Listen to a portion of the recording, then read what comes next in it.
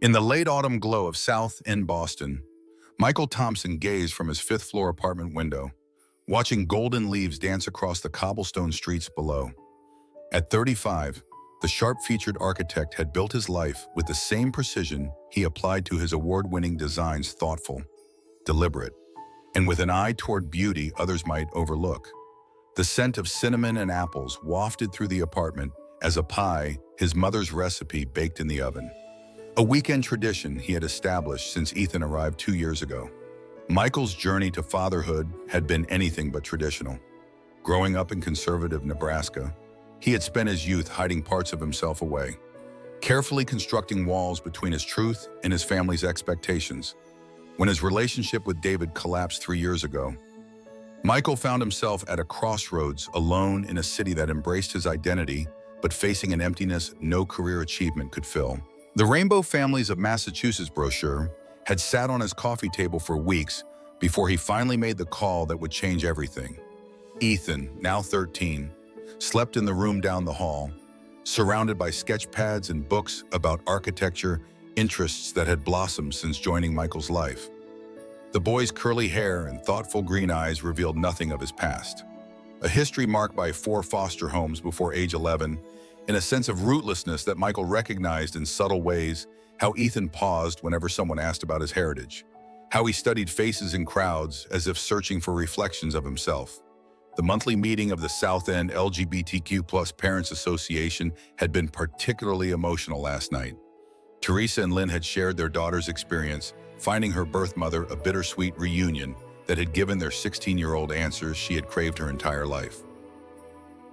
Michael had noticed Ethan's unusual quietness on their walk home, the way the boy's fingers had traced invisible patterns on his wrist, a habit that emerged whenever he felt unsettled. In the kitchen, Michael turned the oven light off and made a decision. Perhaps it was time to address what remained unspoken between them. Not all roots were visible, but everyone deserved to know where their story began. Tomorrow, during their traditional Sunday breakfast at the corner cafe, he would ask Ethan if he wanted to explore the ancestry test that had been sitting in Michael's desk drawer for months. As parents and children across Boston prepared for school's Heritage Day next month, Michael understood that family wasn't defined by blood, it was built through love, presence, and courage. Sometimes that courage meant acknowledging what was missing and helping someone find their way back to themselves. If Ethan's story resonates with you, please subscribe to HeartStories for more authentic narratives about families finding their truth in unexpected places. Every child deserves to know where they come from, even as they discover who they truly are. The crisp October air carried the distinct scent of fallen leaves as Ethan Thompson made his way up the concrete steps of Boston Public Middle School. His navy backpack hung from one shoulder. Emblazoned with architectural sketches, he'd added himself small touches that connected him to Michael's world, inside those institutional walls. However, Ethan navigated a landscape far more complex than his father's blueprints could capture. Mrs. Jessica Monroe's 7th grade classroom buzzed with excitement. The annual Roots and Routes project had been announced, a 6-week exploration culminating in presentations where students would showcase their family heritage. Around him, classmates chattered enthusiastically about Italian grandmothers, Irish traditions, Puerto Rican recipes, and Chinese New Year celebrations. In a school that prided itself on its diversity, this project had become a centerpiece of cultural pride. "My mom's getting her traditional Korean hanbok sent from Seoul," Ryan Chen Kim announced, his voice carrying across the classroom. "We're going all out this year." Ethan's fingers tapped an anxious rhythm against his desk. What would he present? A blank family tree with only his name and Michael's carefully printed at the bottom. The thought sent a flush of heat across his face. While Michael had given him everything a father could: stability, understanding, unconditional love, there remained questions no adoption file could answer. Where had his green eyes come from? Why could he curl his tongue when Michael couldn't? These weren't just curiosities, but pieces of an identity puzzle with too many missing parts. During lunch, Ethan sat with Ryan and their small group at their usual corner table. The conversation inevitably turned to the project. "What are you doing for yours?" Ryan asked between bites of his sandwich. Ethan shrugged. trying to appear casual. Not sure yet. Probably something about Dad's Nebraska family. The lie tasted bitter. Michael's family had barely spoken to him since he came out and adopted Ethan. They were strangers connected by a surname Ethan hadn't even been born with. That evening, instead of joining Michael in their usual cooking routine, Ethan retreated to his room. Through the thin wall, Michael could hear snippets of conversation. Ethan on the phone with Ryan, voice low but edged with frustration. I don't know who I am. Okay, everyone else has these stories, these traditions. I have nothing. The words pierced Michael's heart. He stood motionless in the hallway, wooden spoon dripping tomato sauce onto the hardwood floor. He understood that pain, the emptiness of questions without answers. His own journey had been marked by similar wounds. He remembered his sister Sarah's advice when he first considered adoption. The hardest questions are often the most important to answer, even when the answers hurt. Marcus Williams, their neighbor and child psychologist, had emphasized during their monthly coffee meetups how important heritage was for adopted children. It's not about replacing you, Marcus had explained. It's about completing a puzzle so they can see the full picture of themselves. Michael knew what he needed to do. The Massachusetts Pacific Patriots Day holiday was coming up, a 3-day weekend that commemorated American identity itself. It seemed fitting to begin Ethan's journey to self-discovery on a holiday that celebrated the foundations of a nation. The ancestry kit he'd purchased months ago would no longer wait in his desk drawer. That night, as Michael passed Ethan's bedroom, he paused at the sound of muffled frustration. Through the crack in the door, he glimpsed his son hunched over a blank family tree worksheet, crumpled attempts scattered around him. Ethan stared at the empty branches as though willing them to fill with names and faces, connections that remained invisible, yet fundamentally shaped who he was. The silence between them spoke volumes about the questions Ethan couldn't bring himself to ask and the answers Michael couldn't provide. But sometimes, the greatest act of parenting isn't having all the answers. It's being brave enough to help your child search for them, even when the journey might lead to places unknown. The aroma of steamed clams and fresh cornbread filled the Thompson apartment as Michael prepared their traditional New England feast. Outside, Boston's evening skyline glittered against deepening twilight, a view that had once sold Michael on this apartment, but now served as the backdrop for family memories. His hands moved methodically through the familiar recipe while his mind rehearsed the words he would soon share with Ethan. The ancestry kit waited in a simple bag beside Ethan's plate. Not wrapped in festive paper, this wasn't a celebration, but an acknowledgement. A door being carefully opened after years of standing closed. Something smells amazing, Ethan said, appearing in the kitchen doorway. His hair was damp from a shower, his lanky frame swimming slightly in the MIT sweatshirt Michael had bought him during a campus tour last month, a gentle nudge toward possibilities for his future. Steamers and cornbread, your favorite, Michael replied, trying to keep his voice casual despite the weight of anticipation. Tables already set. They moved through their dinner ritual, Ethan pouring water, Michael bringing the food, their practiced dance of domesticity that had developed over 2 years together. Only when they'd finished eating did Michael reach for the bag. I got something for you, said, sliding it across the table. Not exactly a gift, more of a possibility. Ethan's expression shifted from curiosity to recognition as he removed the ancestry DNA kit from the bag. His fingers traced the edges of the box, eyes widening slightly. Is this? You mentioned wanting to know more about where you come from, Michael said quietly.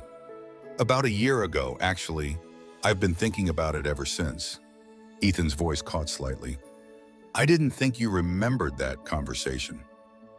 I remember everything you tell me, especially the important stuff. Silence settled between them, not uncomfortable, but filled with unspoken emotions. Michael watched his son's face cycle through surprise, uncertainty, and something that might have been relief. Why now? Ethan finally asked. Michael considered his answer carefully. I saw you working on that family tree assignment, and I realized that knowing where you come from doesn't change who you are to me. You're my son, regardless of what that test might show. but you deserve to know your full story. Ethan's eyes glistened slightly. What if, what if it leads to finding my birth parents? The question held layers of fear, fear of rejection, fear of what he might discover, fear of hurting Michael by wanting to know. Then we'll face that together. Michael assured him. This isn't about replacing anyone. It's about completing the picture. The doorbell interrupted them. Thomas had arrived. Michael's uncle stood in the doorway, his 70 years carried with the dignity of a man who had survived decades of prejudice. As Boston's oldest, openly gay bookstore owner, Thomas had been Michael's beacon when he first came out. The family member who had shown him it was possible to live authentically. "Sorry I'm late," Thomas said, hanging his coat. Traffic on Tremont was terrible. His eyes caught sight of the DNA kit on the table, and understanding dawned on his weathered face. "Ah, the big conversation tonight." Thomas settled at the table with them, acceptance radiating from him. "You know," he began, "I did one of those tests 5 years ago. Found out I'm 28% Ashkenazi Jewish. Never knew that growing up Catholic. Turns out my grandmother had secrets of her own." "Did it change anything?" Ethan asked cautiously. Thomas smiled. "It explained my love of good bread and why I argue with my hands." His expression softened. "But mostly, it connected me to a history I never knew was mine. Gave me context for who I am." As they talked, Ethan gradually relaxed, asking questions about how the test worked, what it might reveal. Michael explained that the kit would analyze his DNA for ethnic backgrounds and potentially connect him with relatives who shared significant genetic markers. "What if, Ethan started, then faltered before continuing. "What if I find something that makes this more complicated? What if I have biological family out there who might want to know you?" Michael completed gently. "That's a bridge we'll cross if we come to it. But Ethan, I need you to understand something. Learning about your birth family doesn't mean losing the family we've built." Thomas nodded in agreement. "Family isn't just DNA, kid. It's who shows up. It's who stays." By the time they opened the kit, the tension had transformed into something like cautious hope. The three of them gathered around the dining table as Ethan read the instructions aloud. What had begun as Michael's offering had become a family ritual. 3 generations of chosen family united in helping one boy find his biological roots. As Ethan followed the collection procedure, Michael silently thanked the unseen people who had given him this remarkable son. Whoever they were, whatever circumstances had led to their separation from Ethan, they had created someone extraordinary, someone Michael was proud to call his child. DNA notwithstanding, the spring sunshine baked the Fenway Park in golden light as Michael and Ethan joined thousands of Red Sox fans streaming toward the iconic stadium.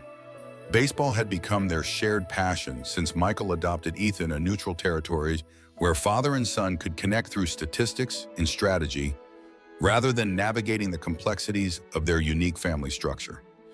Today's game against the Yankees marked a special celebration 2 years since Ethan's adoption had been finalized. "You think Martinez will hit another homer today?" Ethan asked, his face partially hidden beneath his red cap. The excitement in his voice revealed the teenager beneath the increasingly adult exterior he presented to the world. "Against their bullpen? Definitely," Michael replied, guiding them through the crowd with practiced ease. Their comfortable banter continued until they reached the concession stand. As Michael ordered hot dogs and sodas, an older couple behind them observed with poorly concealed curiosity. "Are you two together?" the woman finally asked, her smile pleasant, but her question loaded with assumptions. Before Michael could respond, a man nearby interjected. Obviously not related, they look nothing alike. The comment, though factually accurate, carried an edge that made Ethan stiffen beside his father. Michael placed a protective hand on Ethan's shoulder. "He's my son," he stated simply, his voice leaving no room for debate. The moment passed quickly, but its impact lingered as they found their seats. These subtle confrontations had become familiar territory. The puzzled looks, the intrusive questions, the implicit challenge to their legitimacy as family.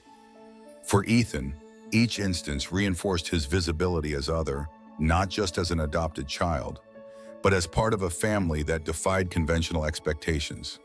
The DNA test kit sat unopened on Ethan's desk at home. 3 weeks had passed since Michael had given it to him, yet something held Ethan back from completing it. Fear. Perhaps fear of what he might discover. Or worse, what might remain unknown. "You're not obligated to do the test," Michael had assured him. "It's your choice, your timeline." But Ethan knew his hesitation stemmed from something deeper. During his weekly session with the Boston Pride Families Youth Group, he'd finally articulated it. "What if knowing makes me feel more different than I already do?" Lisa, the group facilitator, had nodded in understanding. Identity is complicated for everyone, but especially when you're navigating both adoption and having a gay parent. There's no wrong way to feel about it.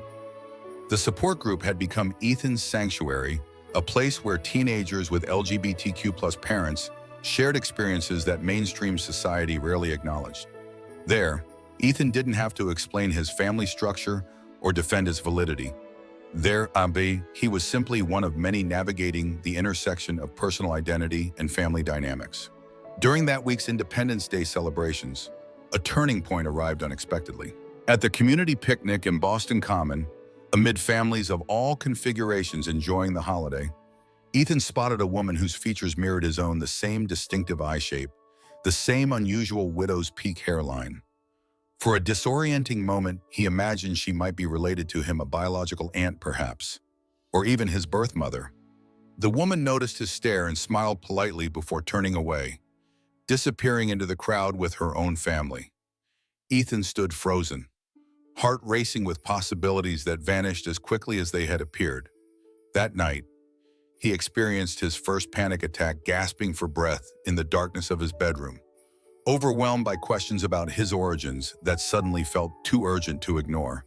Michael had rushed in, holding him through the worst of it, not asking questions, but simply providing the anchor Ethan needed. The next morning, Michael called Marcus, their neighbor and child psychologist, who suggested a professional counselor specialized in adoption issues. Rachel Goldstein had 20 years of experience helping adopted children navigate identity formation. "What you're experiencing is normal," Rachel assured Ethan during their first session.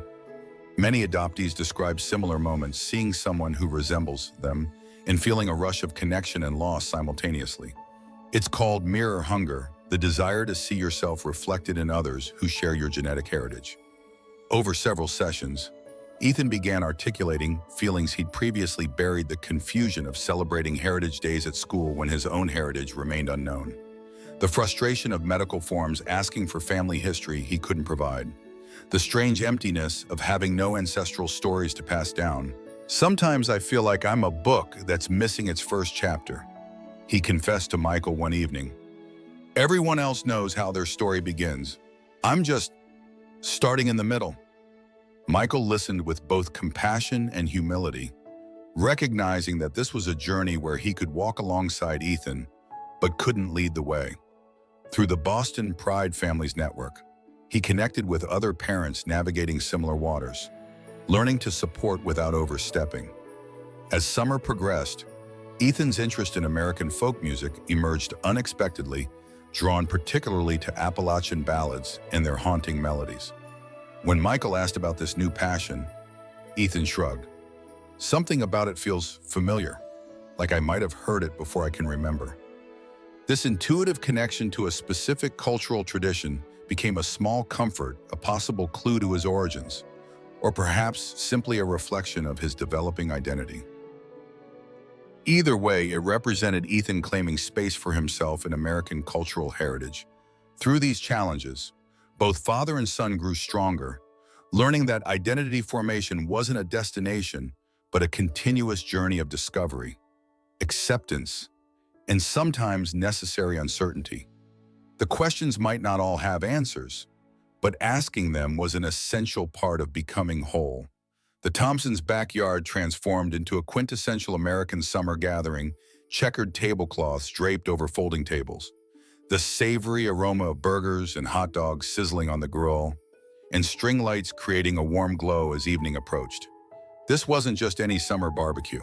It represented something profound for Michael and Ethan, a celebration of chosen family before sending off the ancestry test that had waited patiently for nearly 2 months. Friends gathered in circles throughout the space. Marcus chatting with Thomas by the hydrangeas. Jessica, Ethan's teacher, discussing educational policy with Sarah. Michael's sister, Ryan, and his parents contributing homemade kimchi and Korean barbecue to the spread. These people formed the constellation of support that had gradually surrounded the Thompson household, individuals who understood that family transcended traditional definitions. As twilight settled over Boston, Michael called for everyone's attention, standing beside Ethan with the DNA kit box in hand. "Before we wrap up tonight," Michael began, "Ethan and I wanted to share something important with all of you." He looked at his son with pride. "This gathering isn't just about good food and company, though that's certainly part of it. Today, we're marking a significant step in Ethan's journey." Ethan stepped forward, his confidence visibly stronger than it had been months ago. "I've decided to send in my ancestry test," he announced. "I don't know what I'll discover, but I realize something important. Knowing where I came from doesn't change who I am or who my family is."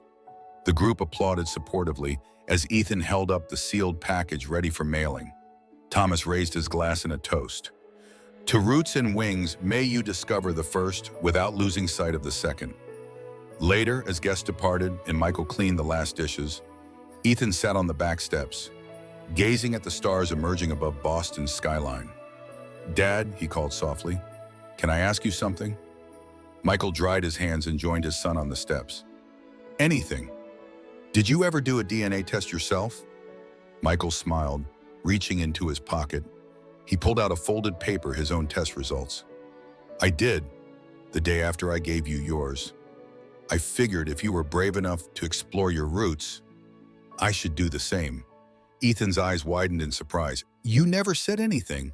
I wanted this to be about your journey, not mine, but I thought knowing my background might help you feel less alone in the process." Michael unfolded the paper.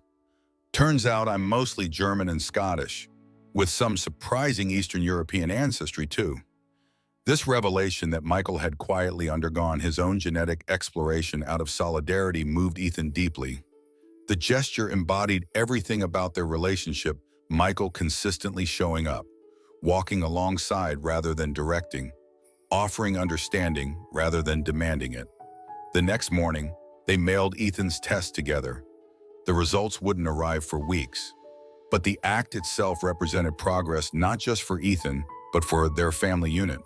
At school, Ethan's perspective on the Roots and Roots project had evolved. Instead of viewing it with dread, he embraced a broader interpretation of its purpose.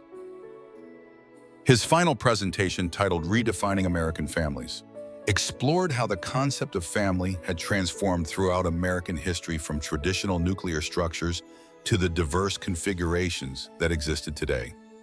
"Family isn't just who shares your DNA," Ethan concluded in his presentation. "It's who shares your journey." America itself was founded by people seeking new definitions of community and belonging. His teacher, impressed by this thoughtful approach, asked Ethan to present his project at the school's Heritage Festival, giving voice to the many students whose family structures didn't fit conventional molds. As weeks passed without DNA results arriving, Ethan realized something unexpected. The urgency he once felt had diminished. While he still wanted answers, he no longer needed them to feel complete. The journey itself had strengthened his sense of identity more than any test result could. The culmination of this transformation came during Boston Pride, where Michael and Ethan marched alongside the Rainbow Family's contingent. Surrounded by thousands celebrating diversity in all its forms, Ethan felt a profound sense of belonging, not despite his complicated background, but because of it.